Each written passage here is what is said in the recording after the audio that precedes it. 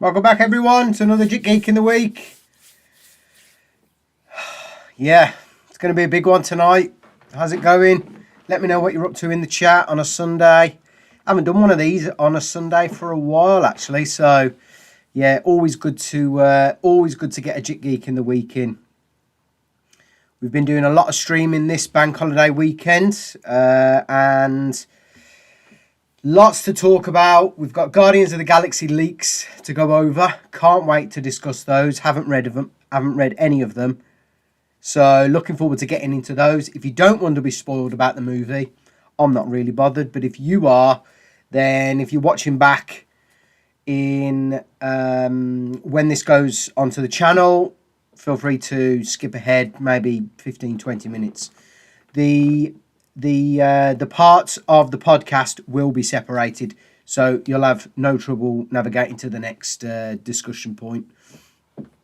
A couple of great new trailers, by the looks of it, have dropped over the last couple of days. We've got the new Transformers Rise of the Beast trailer, which I'm absolutely buzzing for.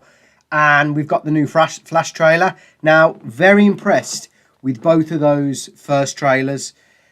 Don't know if they were teaser trailers, but very impressed with them, especially Rise of the Beasts. So I was a massive fan of Beast Wars back in the day, and yeah, so really looking forward to that. I've heard mixed things about the new Flash trailer, but we'll see. We'll break it down. We'll get into it, and then I think what we'll do is the camera's just blocking that bit. But I think what we'll do is we'll finish off with just going over a quick article I've got today, just looking at how Super Mario Brothers movie is looking like, or if already has achieved that $1 billion mark. Now, if it has, that is such an amazing feat for a video game adaptation to surpass $1 billion. I heard at work the other day that this film hadn't even, a few days ago, hadn't even been released in Japan. So if this $1 billion is without the Japanese market, my God, I can see this reaching 1.5, maybe even 2 billion. But we'll get into that. Lots to discuss, lots to go over. Yeah, I think what we'll do is, I think we'll just check if the chat's working, as I always do, just to make sure things are working.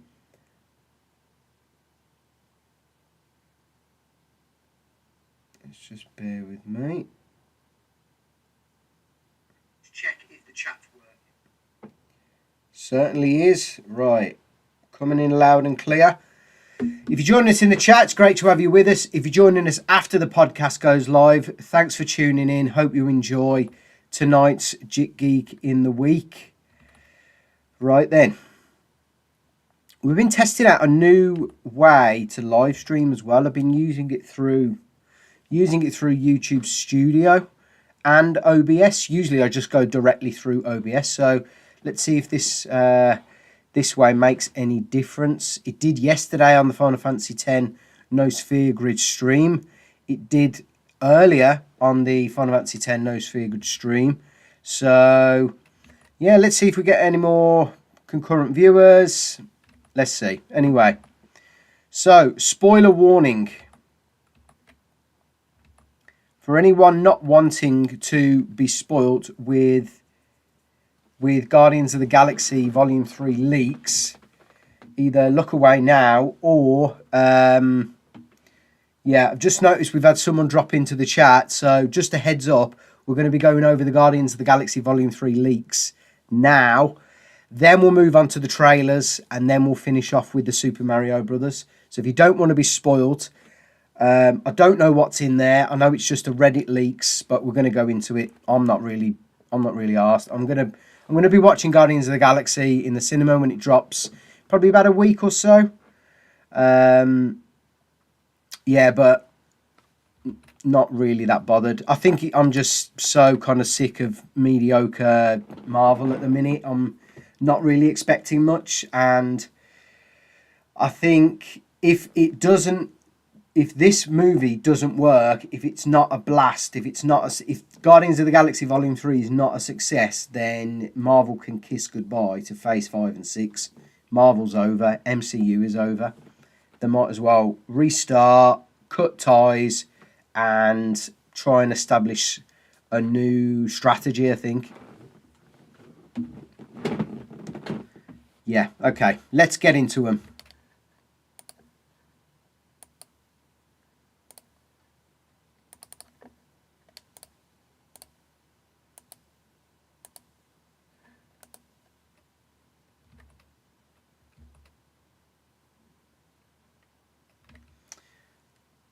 Right. Details on the Guardians of the Galaxy Volume 3 spoiler warning. So this comes from Reddit. Now, this is not a full plot reveal. The following details are collected through individuals who have seen the movie early. If anyone has also seen the movie and wants to contribute, make it more accurate, please feel free to do so. So that's just a little spoiler warning note from the Reddit Marvel Studios Rumours community. Right, again, haven't been through these, but let's see what we've got here then. So, I think, yeah, we're going to go through them all.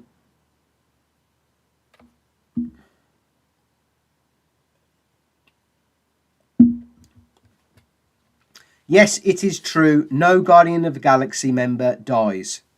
Right, let me just repeat that. Yes, it is true, no Guardian of the Galaxy member dies.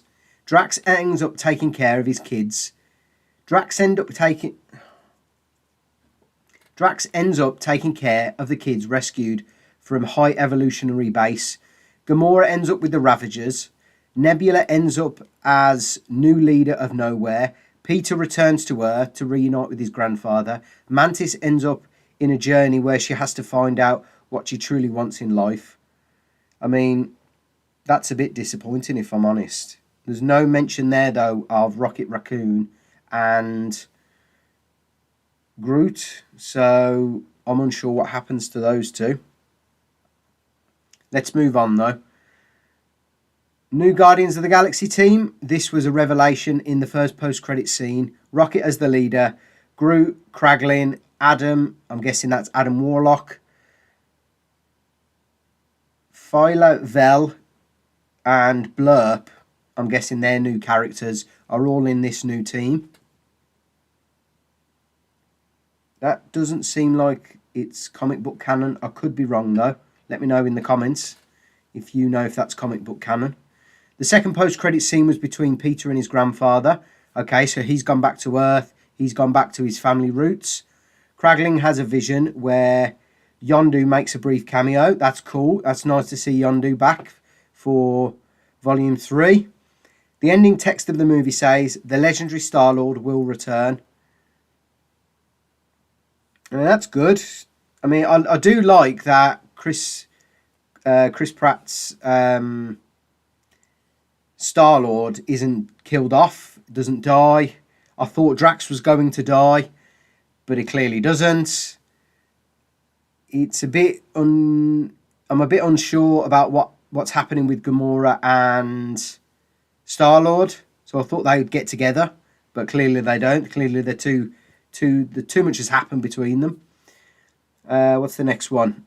High Evolutionary blows up Counter-Earth.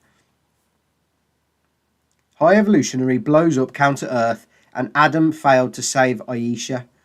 This is the main reason why Adam switches to the Guardian side. In the beginning, he was on the High Evolutionary side. So a few things to break down there. Aisha sounds like a new character in the film. And Adam seems to be torn between the High Evolutionary, which he starts off with, obviously being on the bad guy side, and Aisha. Not sure what character she is at the moment. But this seems to be the motivation for switching from the High Evolutionary side, so the bad guy side, over to the Guardians of the Galaxy side, over to the good guy side. So perhaps Aisha is looking like maybe a new character on, like, maybe a new character on the good side. Who knows? High Evolutionary is revealed to be the creator of the Sovereign, Aisha's species. High Evolutionary also responsible for taking Adam out of the cocoon early. Okay, so that's interesting. So is he like underbaked, or is he like, does he have diminished powers? Does he have less powers? Does he have more powers? He could have more powers because he's been taken out of the cocoon early. What else have we got? Flashback sequence. High Evolutionary was planning to kill Rocket, Layla, Teefs, and Floor because he had no intention to include them in his new perfect society. Rocket managed to escape the cell, opened the cell for Layla, but Layla was immediately killed by High Evolutionary. The guards later killed Teefs and Floor. Rocket jumped and shred High Evolutionary's face. So I think we're all aware that this film is centered around Rocket's backstory, and Adam Warlock. There seems to be a lot of things going on in this film, a lot of new characters. We've clearly established already that High Evolutionary, even from the trailer, but this just solidifies that, is the ultimate bad guy in this film. He sounds like he's not one of these Thanos types, which he's got a point to prove or he's got a purpose for what he's doing. He just wants to take over the world and, I guess, create this perfect society. So we're in for a typical bad guy. We're not in for one of these complex, high moral, purpose-driven bad guys. We're in for a proper stone cold bad guy here.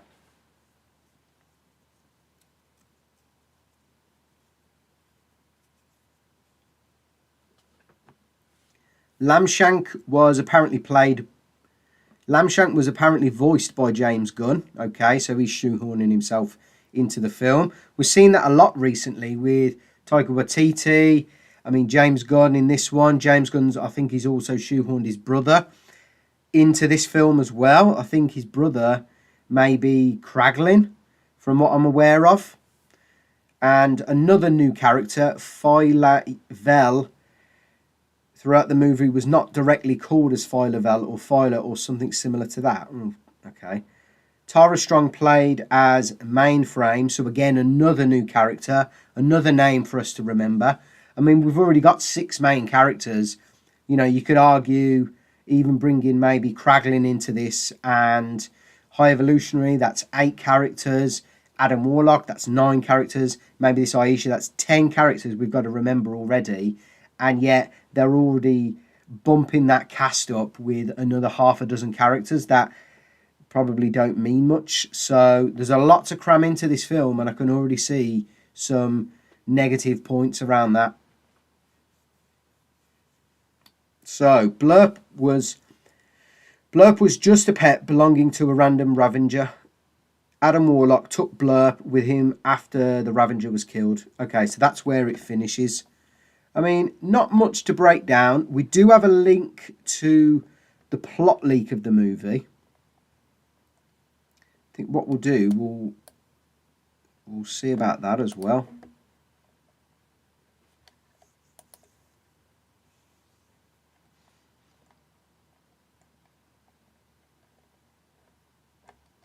Right, there's a fair bit to get through, so we're just going to try and whiz through this then. Opens with a flashback of Rocket. Cuts to present on Nowhere, the New Guardians HQ. Quill is an alcoholic after Gamora's death. The rest of the Guardians are worried about him. Suddenly, Adam Warlock arrives on Nowhere to grab Rocket. He decapitates Groot, nearly beats Drax to death, and blasts Rocket with an energy beam, sending him into a critical state. Nebula stabs him and he flies off. Quill and Mantis tries to use a medipack on Rocket, but a kill switch in his mechanical upgrades threatens to kill him if they use it. They have 48 hours until he dies.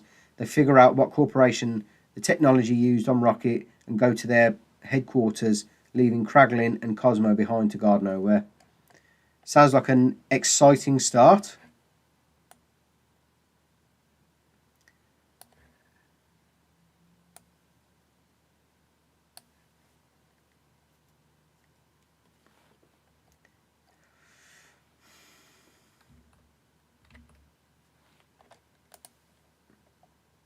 Okay, next bit. As they near the planet HQ, they meet Gamora, now a member of the Ravagers. She helps them infiltrate the planet, but fights break out. They obtain the file on Rocket's mechanical parts, but a portion was deleted and saved to the brain computer of one of the High Evolutionaries' recorders. They decide to track him down to the High Evolutionaries' coordinates. The Sovereign, who's the gold woman from Guardians of the Galaxy 2, and Adam Warlock's... so that's Adam Warlock's mom, essentially, and Adam Warlock arrive on the planet HQ as they have to get Rocket back to the High Evolutionary, their creator. Okay.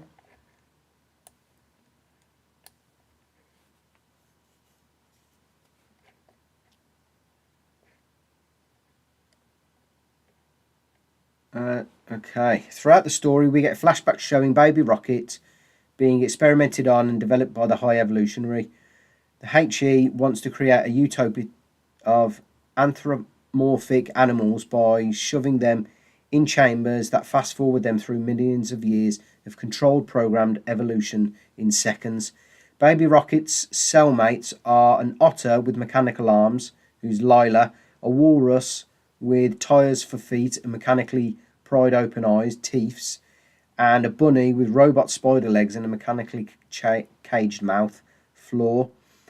Baby Rocket helps the High Evolutionary perfect the process, and afterwards the HE orders Baby Rocket's brain to be surgically removed for study and for his cellmates to be incarcerated. Baby Rocket breaks them out, but as they are about to escape, the HE shoots Lila. His reinforcements arrive and Rocket shoots them dead, but he turns around to find the reinforcements killed Teefs and Floor. Rocket claws off the HE face and escapes. So that's how he gets out. So that's probably going to be 15 minutes of him showing us how he was created and then how he managed to get out of that wherever he was. They arrive at the High Evolutionary's coordinates, Counter-Earth, full of human animals created by the High Evolutionary, who we're going to, for now, just call the HE. Gamora is to stay with Rocket, Drax and Mantis near the ship, and Nebula, Quill and Groot are to go to the HE's lair. As they go to his lair, they see homeless human animals, crack-dealing human animals, and human animals killing each other, proving it isn't a utopia. Nebula has to stay behind because her arm is a weapon, and Groot and Quill go into the lair. The High Evolutionary reveals... The HE reveals that since Counter-Earth failed as Utopia, he's going to blow it up and start a new colony experiment. The planet starts to blow up and his lair spaceship launches. Quill tackles the recorder, whose computer has the deleted file, and Groot flies down to help Quill land. They get the data. Okay, so they've got to go and get the MacGuffin.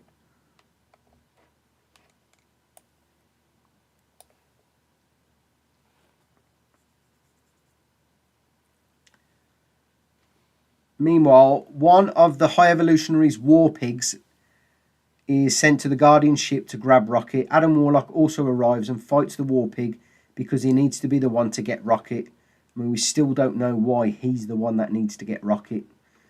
Gamora tries to fight them both off but has to run. When Adam realises the plant is blowing up, he flies over to try and save his mom, but she's blown up in the explosions. Nebula, Drax and Mantis infiltrate the High Evolutionary ship right as Groot and Quill are falling out of it.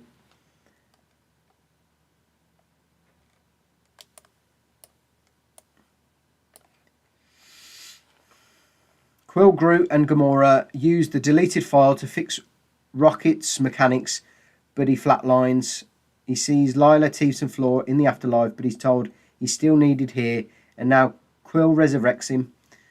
Quill, Groot, Gamora and Rocket go to save Drax, Nebula and Mantis, who have been captured by the HE. They radio Kraglin, who brings the entirety of Nowhere through a warp point, and a massive cannon built in the eye socket of Nowhere blasts a hole in HE's ship. As Quill and Gamora try to board, Adam attacks their ship. The ship crash lands in HE's loading dock, and Quill self-destructs the ship to kill Adam. Groot saves Adam, though, because everyone deserves a second chance. Well, that's good. Drax, Nebula and Mantis tame the monsters HE was trying to kill them with. and they ride the monsters to meet up with the rest of the Guardians. Quill, Gamora, Nebula, Drax, Rocket, Mantis and Groot all fight through HE's ship while Kraglin and Cosmo fight on Nowhere. Doesn't sound like a very long film.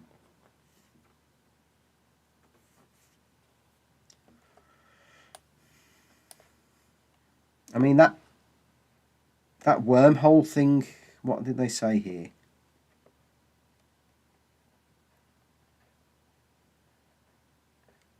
Where is it?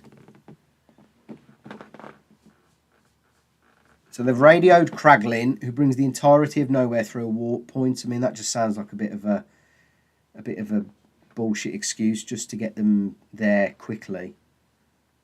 And someone's built a massive cannon that shoots out the eye socket of Nowhere's blast and blasts a hole in the ship, in the enemy ship. Anyway, considering it's only this long, it's not going to be a very big movie. Anyway, the Guardians free all of HE's slaves and experiments, and they're escorted to Nowhere. Rocket finds a litter of baby raccoons and sees the scientific name and classification of what a raccoon is. HE shows up, throws him around. Rocket stabilizes himself and says he's not a mech raccoon, he's Rocket Raccoon. He blasts HE, the rest of the Guardians show up and beat him down. He barely gets back up and the corner of his face is loose. It's revealed that HE's face is a mask of his skin stretched over the bloody, viscera-coated skull left by Rocket clawing off his face, I guess at the start of the film. And they leave HE on the floor without his face rather than kill him. So the old good guy leaving the bad guy just to rot here rather than take him out, that's not a good plan. That either means he's going to be in a fourth film, or I'm unsure why they've decided not to kill him off, actually. I mean, if that's it, that's literally the end of the film. Guardians reunite at the bar on Nowhere and figure out what's next. They decide to go their separate ways. Peter decides to go back home to Earth to reunite with his grandpa. Mantis is going off on her own to finally figure out what she wants for herself. Nebula is staying behind to lead Nowhere. Drax is staying on Nowhere to watch over the former HE slaves. Gamora is back with the Ravagers, and Rocket and Groot will keep the Guardians team going. As they prepare to leave, Groot says, "I love you guys." In the mid-credits, Rocket and Groot's new Guardians are on a desert planet. The team consists of Rocket, Groot, Adam Warlock, Cosmo, Phyla-Vell, and Kraglin. Groot now looks like the leftmost Groot in... Okay, I don't know what that means. In the post-credit scene, Peter, aka Star-Lord, and his grandpa are having breakfast together, talking about them mowing the lawn. The final card is the legendary Star-Lord will return. Okay, so there's going to be another either Guardians of the Galaxy film or Star-Lord centric film. And I don't really know what to make of these. And I don't really know what to make of these rumours, to be fair. I mean, the film sounds pretty basic. That warp point seems like a massive, like, Deus Ex Machina sort of get out of jail free card, kind of real plot convenience point, which doesn't sit right with me. This high evolutionary sounds like a typical bad guy. He sounds like he just wants to take over the world and start a new society. We don't really get a sense of why he wants that. Is it something to do with his background? So that's a bit of an issue there. And there's a lot of names. Like I said at the start, there is a lot of names to contend with. I mean, I think we're up to, 7, 8, 9, 10 of the main cast, and then we've got all the rest of these kind of sub-characters.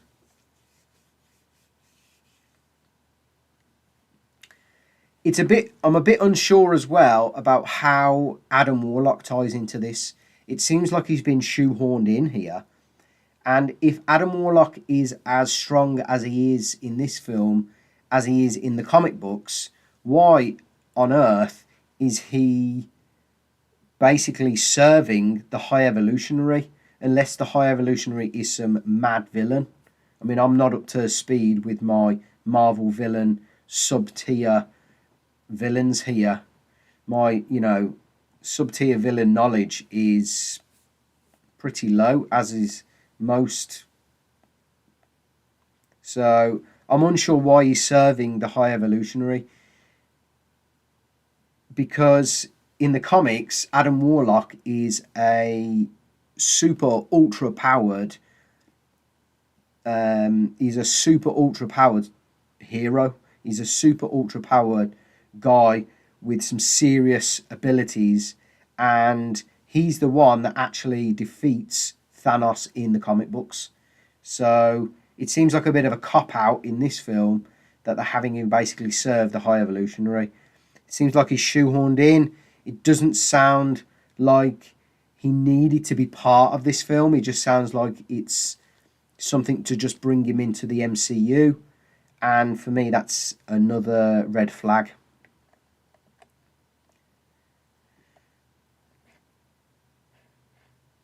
Now, what's also interesting is there was a bunch of rumours before that a lot of the Guardians, this was going to be their last time, and there was going to be some character deaths. I think here they have decided to do a rewrite, and a lot of the characters that were going to be killed off, like Drax, because Dave Bautista has had enough of playing Drax now. I think they have rewritten this so they all keep the door open. But I think that's more of a Marvel decision as opposed to a character decision, as opposed to the individual playing that part. I don't think it's their decision. I think this is a Disney Marvel, an MCU decision. And the reason is maybe in case they need another Guardians or Star-Lord film in Phase 6, perhaps. Who knows? I mean, it doesn't really sound that good. It sounds pretty basic. It's a basic villain. It's a pretty basic plot. There's a lot of contrivances and there's a lot of unnecessary characters, including Adam Warlock. And I was always a fan of Adam Warlock in the comics, but it doesn't sound like he's very necessary in this. So, yeah, so those are the leaks. Those are the 4chan leaks as well from the plot. Let me know what you think in the comments. It doesn't sound the best, if I'm honest. And I mean, I'll go and see it. It's one of those you kind of got to go and see just to keep up to speed with the canon of the MCU, etc.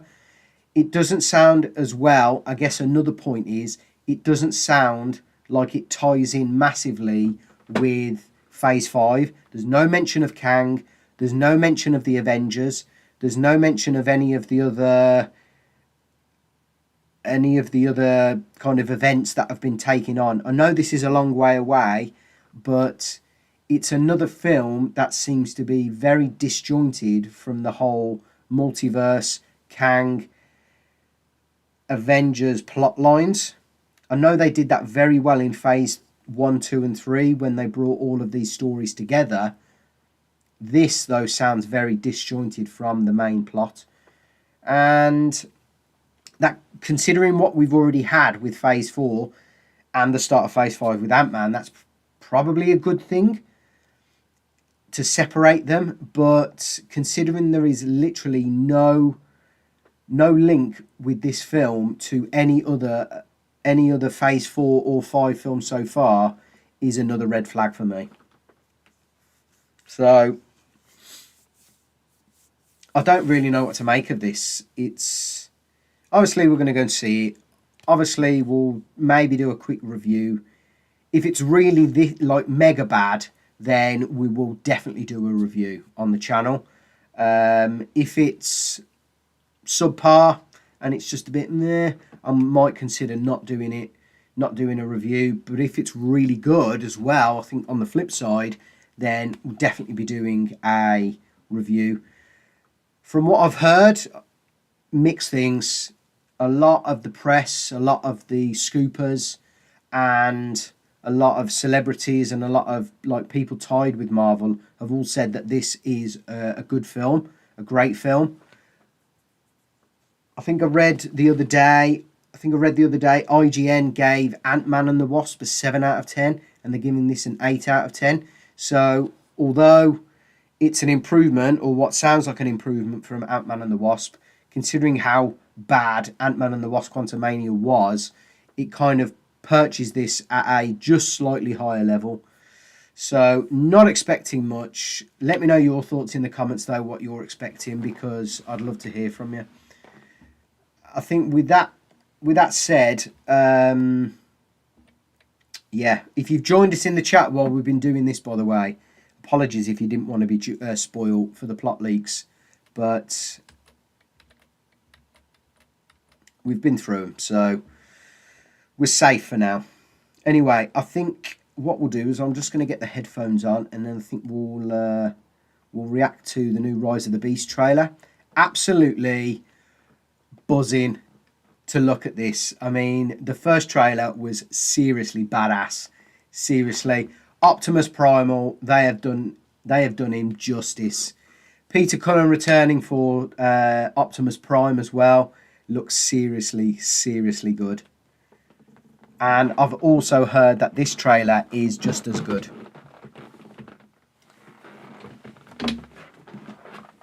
Alright, so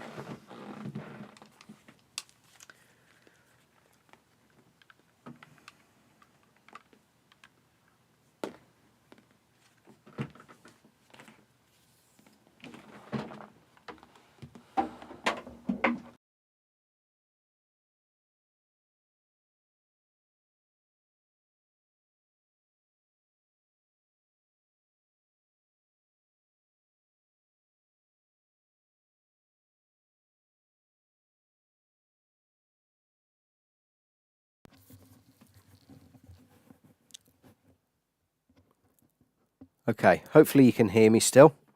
Just moved on to the headphones.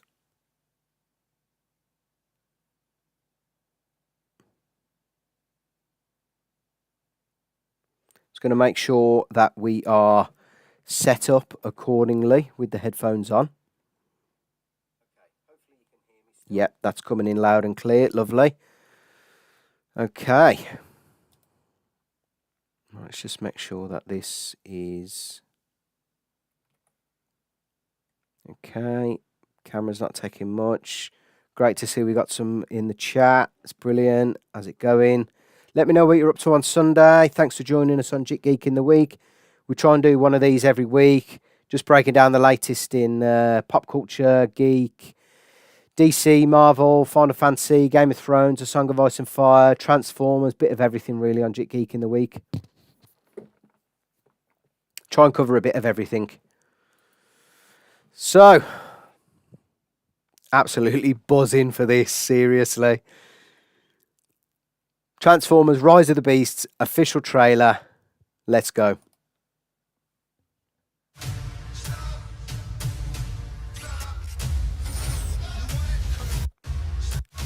Right. Transformers Rise of the Beasts official trailer. Reaction. Let's go.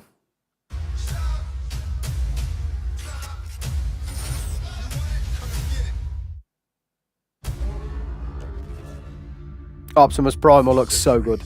Our kind has stayed hidden on Earth. Cheetor, Air Axe. But darkness. Oh, Air Razor. Us again. Prime. This is about the fate of all living things. Prime looks good as well. Unicron is coming. Unicron's coming! Yes! Get in! Finally! I can't believe Unicron!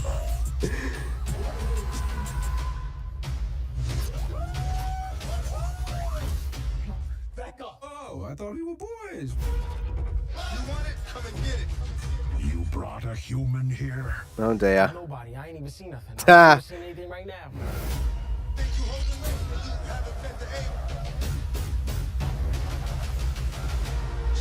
Action looks so good. This is not our war. Cheetor. They look sick. That Unicron. Oh my god. Unicron looks badass. Yeah, Bumblebee kicking, huh? Oh, Scourge looks good. Everything you cared for. Oof.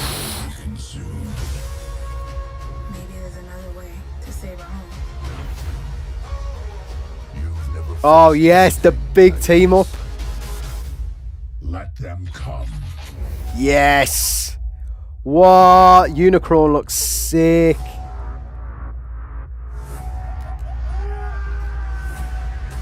Oh, the big team up.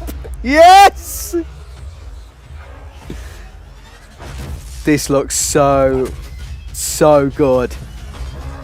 Rhinox get... Oh, yes. Yes. This is a proper Transformers film. Proper. This looks badass. Seriously. Take the wheel.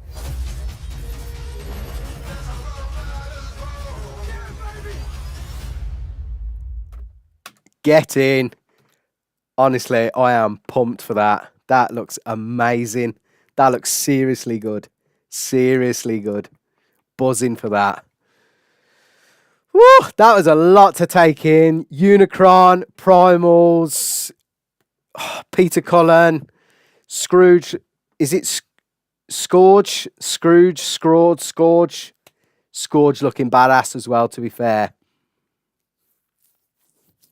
But we got that Unicron drop. Oh my god. Buzzing. I think we're going to watch that again. That was so good. Okay.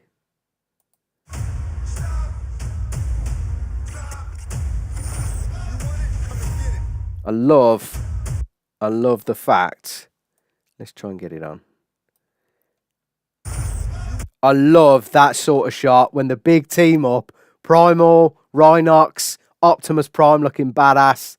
This looks like a seriously good Transformers film. The CGI looks seriously impressive as well. Our kind has stayed hidden on Earth. But darkness has found us again. Prime. This is about the... Prime looks bloody amazing as well, as usual. Now that looks like real Transformers. That looks like the old school. One of my favourite toys growing up as a kid was my Optimus Prime. My other one was the Megatron. The Megatron tank. But one of my favourite toys ever was the old school OG Optimus Prime with the truck, with the lorry. And that for me, this is Optimus Prime. This looks even better than what we got back in like 2007 or whenever the Transformers films came out. This is about the fate of all living things. And Optimus Primal looks seriously badass as well. I love the mechanical and primal sort of mix that they've got going on with him. Unicron is coming. And oh my god, we get that Unicron drop there. I did not expect Unicron in this film. I can't believe it. I really can't. I thought they were going to do like a 2 or a 3-parter and it builds up to this ultimate villain that would have been Unicron. But no, having this Transformer in this film just blows my mind, blows it way out of any expectation I ever had.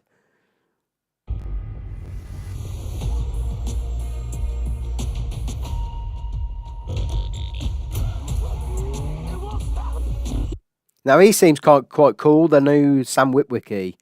The other girl seems a bit serious, but you never know.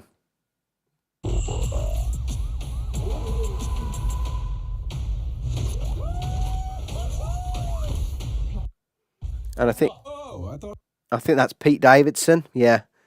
So Mirage, that is, and that's voiced by Pete Davidson. We were boys. You want it? Come and get it. You brought a human here. I'm nobody. I ain't even seen nothing. I'm not even seeing anything right now. And we've only got to wait till June. I am buzzing. We're like literally weeks away from this. This is one of the only films this year that I'm truly excited to see.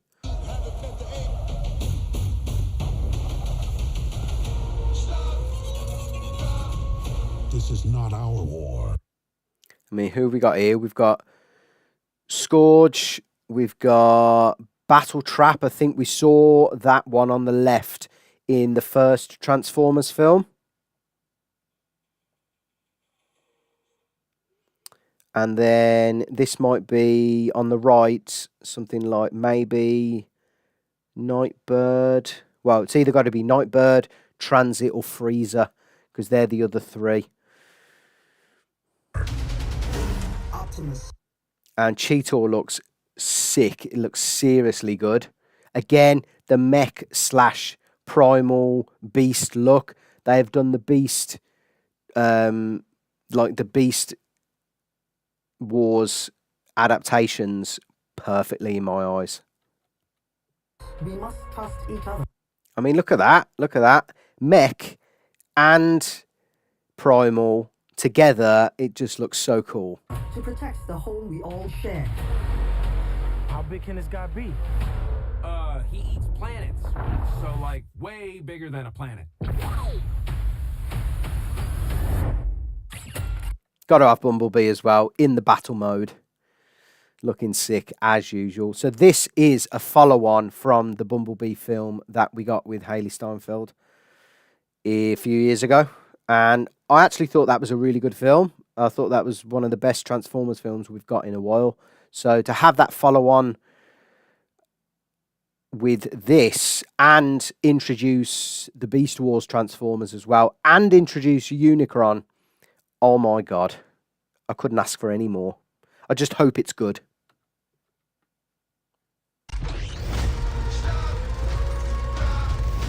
In the end. And Scourge looks sick as well. Voiced, I think, by Peter Dinklage, i.e., aka Tyrion Lannister. Can't be including Peter Dinklage anywhere you can, really. Everything you cared for. Now, this seems like a bit of a... this, for me, seems a bit...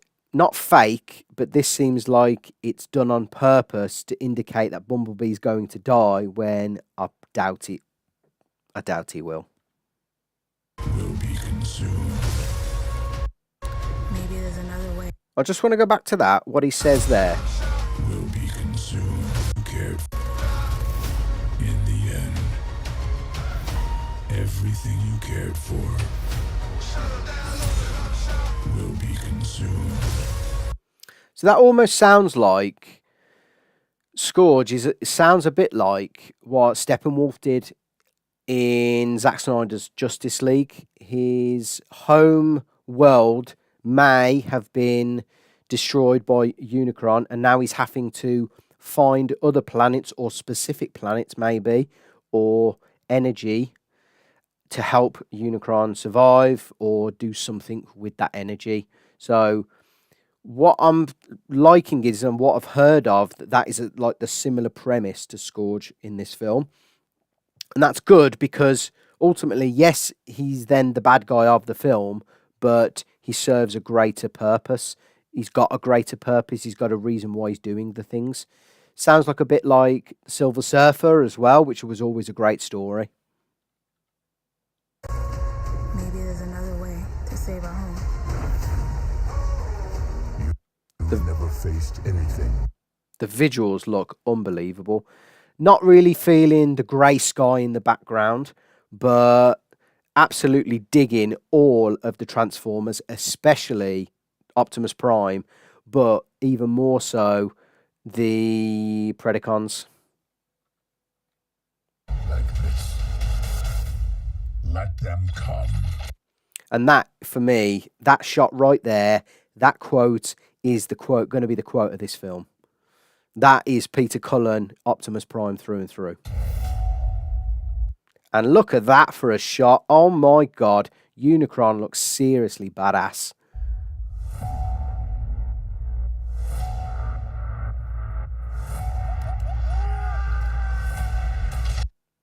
And that for me is the shot of the whole trailer right there. The big team up at the end.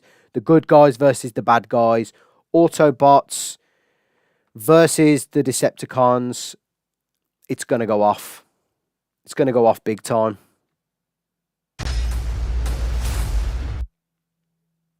Yeah, this looks like it's going to happen either in and around or on Unicron, this final battle, because that would just be sick.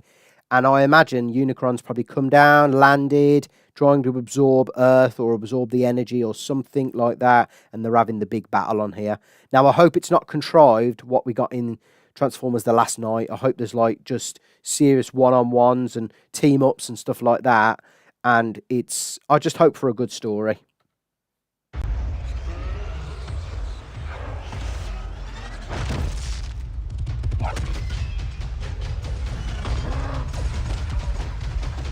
Love that as well. Give him a ride on the back. But I like that every single one, we get a shot of every single one of each of the Transformers doing a bit as well. That just looks badass. Seriously. Yo, Noah, take the wheel.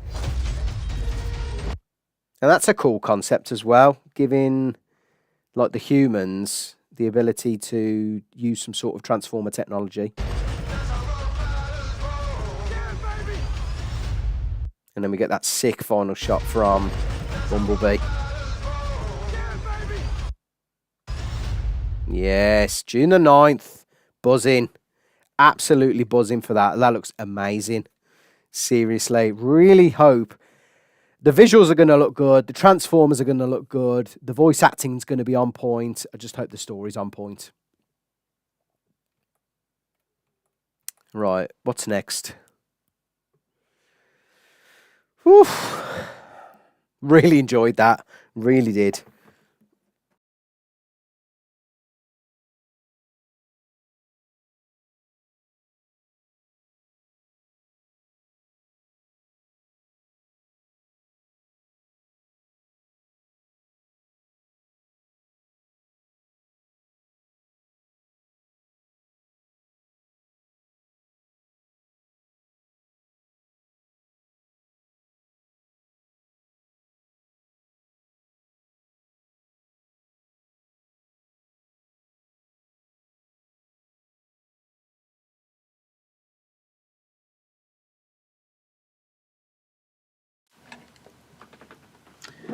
Okay. Not something I expected to be talking about on jikGeek in the week. Let's just test the volume.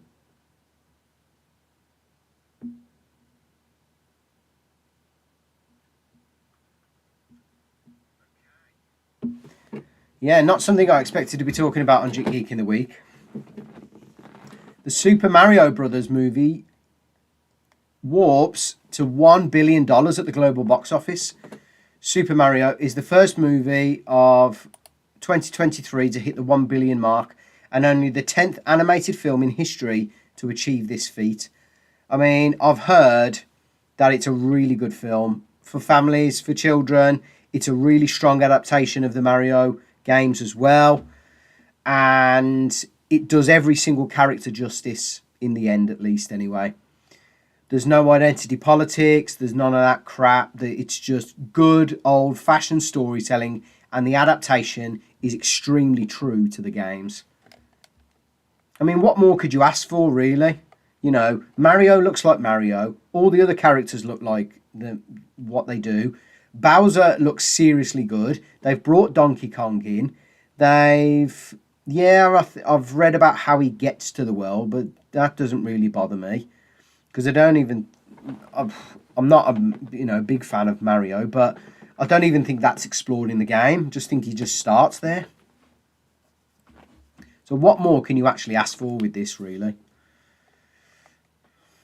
Okay. In less than a month of release, and with numerous records already under its belt, Universal's The Super Mario Bros. Movie has passed perhaps its biggest milestone. This weekend, the animated video game adaptation became the first film of 2023 to pass the coveted 1 billion mark at the global box office. The movie added 40 million at the domestic box office this weekend, its fourth, and another 68 million from overseas territories, as it simply refused to slow down after having dominated the box office for the entire month of April. This just goes to show what you can do when you don't mess up with the characters, you stick to the story, stick to the lore, make the characters look how they should, and write a good story that is a good story for a lot of people. This reminds me, honestly, of Avatar. I mean, that was a universal story. The characters are great. The story isn't bad either. It doesn't have to be brilliant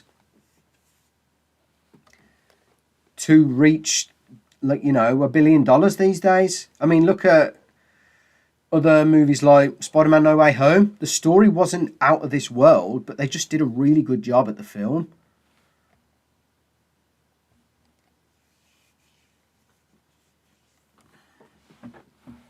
Super Mario's running domestic total stands at 490 million, with an additional 533 million come from overseas territories.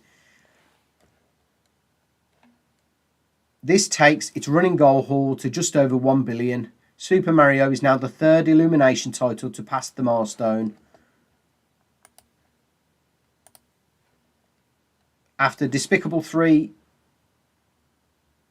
1.032 billion and Minions at 1.157 billion. It is also only the fifth film of the post-pandemic era to pass 1 billion worldwide, and the 10th animated film in history to achieve this feat. So they've just doubled up on that.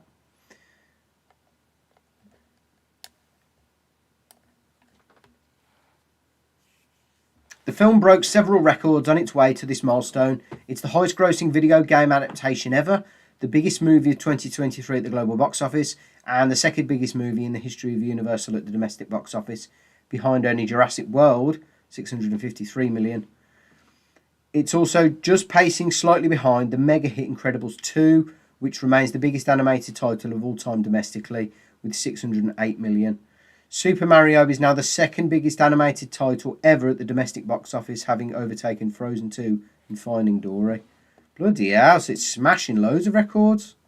I mean, Mario looks like Mario. Chris Pratt does an okay job with the voice. The story's meant to be decent. Bowser looks great. Luigi looks great. What more can you ask for? Featuring the voices of Chris Pratt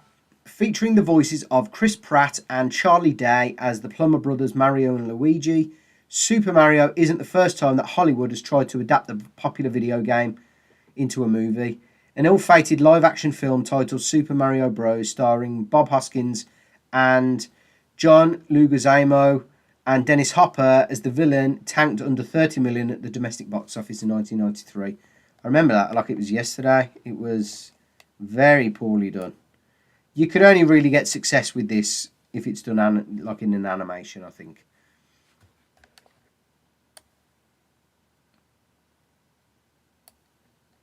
Super Mario's success also establishes Illumination as an animation house to be reckoned with. The studio has now delivered $3 billion hits. The studio has now developed $3 billion hits, with two of the releases having grossed more than 900 million worldwide. Despicable Me 2 and Minions: The Rise of Gru.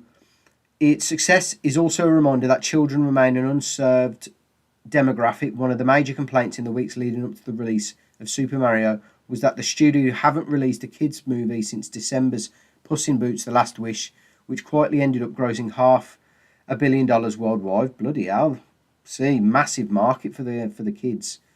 It helps that Super Mario ultimately played like a 4-quadrant hit, successfully attracting not just kids looking for a colourful adventure, but also adults hungry to visit their own childhoods.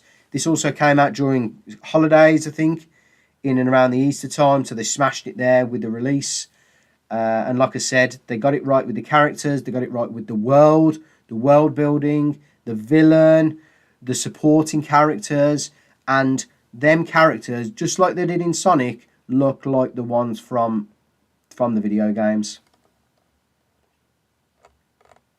Really pleased for Mario. I mean, I've heard a lot of things about what Nintendo have been doing. They've kind of put their foot down and said, no, you're not going to make Princess Peach the main character. We want Mario to save the day. We want Mario to be, you know, the hero at the end of the day. And that's what has happened. They haven't shit on him like many other franchises have messed about with their main characters. They've stuck to their guns. And this is the fruits of their labour. This is the fruits of good decision making. So hats off to you, Nintendo. You've done a pretty good job here, I tell you. Yeah, real pleased.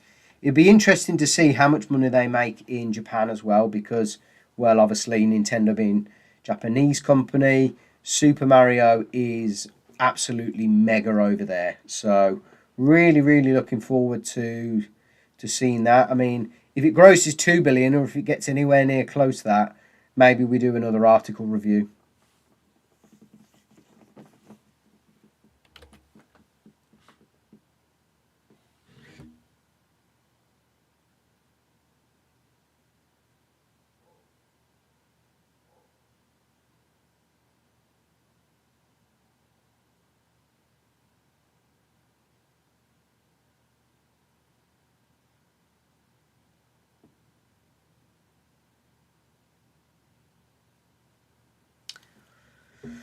Right, I think we'll finish off with the Flash official trailer 2. So let's just swap out into the headset again.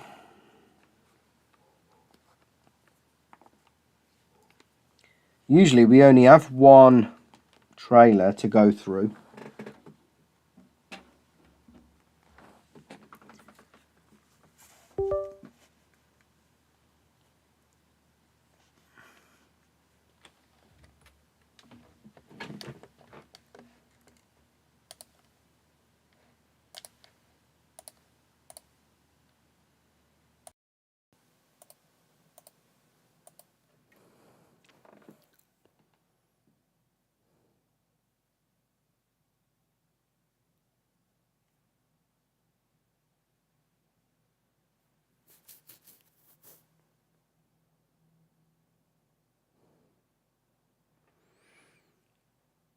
Okay. Just got to make sure the sound's okay.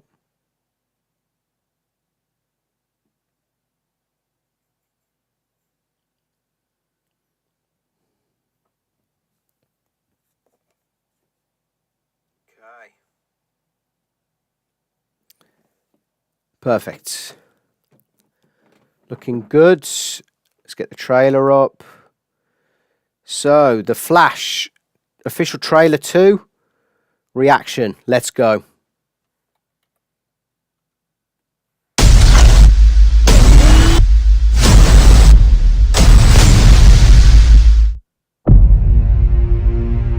I lost my parents. That pain made me who I am. Considering this is a Flash trailer, we're starting with Batman. Michael Keaton's Batman. Okay. Not a good start. I spent a lifetime trying to right the wrongs of the past. As if fighting crime would bring my parents back. You actually did it. Massive missed opportunity not bringing Jonathan Wayne back.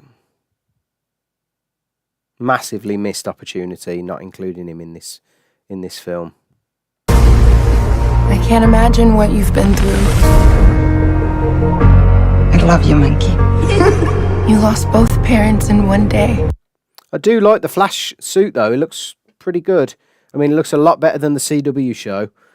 And I mean, it's probably on par with, if not better, than what we got in the Justice League film.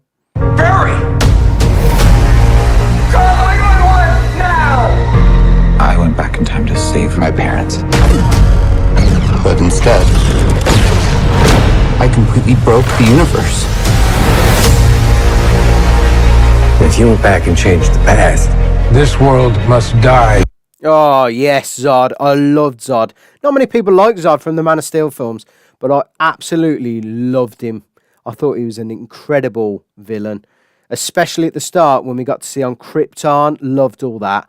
Buzzing that he's back. You changed the future. Do you know what the symbol stands for? It means hope. 2 Barry Allens. That's what we got in the first trailer. Just remembered. And I like that they've got different hairstyles so we can represent their... well, we can identify. Right? I will help you fight Zod. You want to get nuts?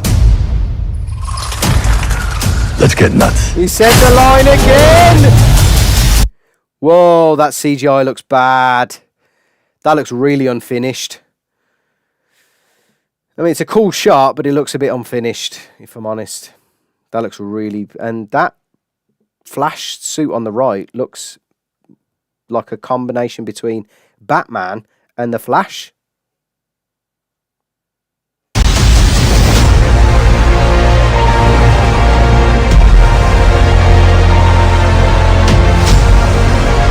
I have to undo what I did. These scars we have. I really actually enjoyed Barry Allen, Ezra Miller's take on Barry Allen in Zack Snyder's Justice League. It was one of the best adaptations we've seen. I mean, comparing that to the one we got in the first Justice League film, Chalk and Cheese, I hope that they use the Barry Allen that we got in Zack Snyder's Justice League in this. Because, yes, he was a bit goofy, but his jokes landed well, and I thought he was a brilliant Flash, especially at the end. Make us who we are. Oh, Brucey boy. He don't look jacked there, though. He looks like he's been off the gym for a while. I'm not meant to go back and fix them. Oh, we get Ben Affleck's Batman as well, buzzing, and I love the Bat Cycle. Now, that looks like the same ship as well that we saw at the end of Justice League. Zack Snyder's Justice League as well.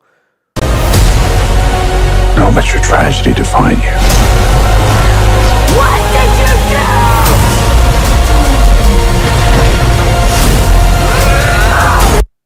do? Oh, yeah, that looks like Zod. So Zod looks like he's going to die.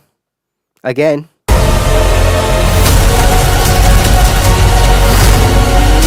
Oh, another sick shot there. That looks better CGI.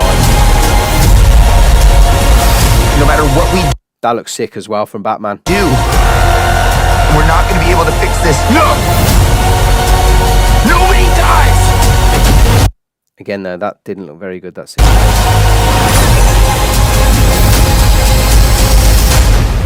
Oh, yes! Yes, Keaton! That looks sick. Oh, they got all the symbols as well. You're strapped to your parachutes. And where's yours? It looks decent, to be fair. They don't look bad at all. I just, yeah, anything could be better than the first Justice League film we got. Yeah, so I think we'll wrap it up there, folks. It's been a good stream.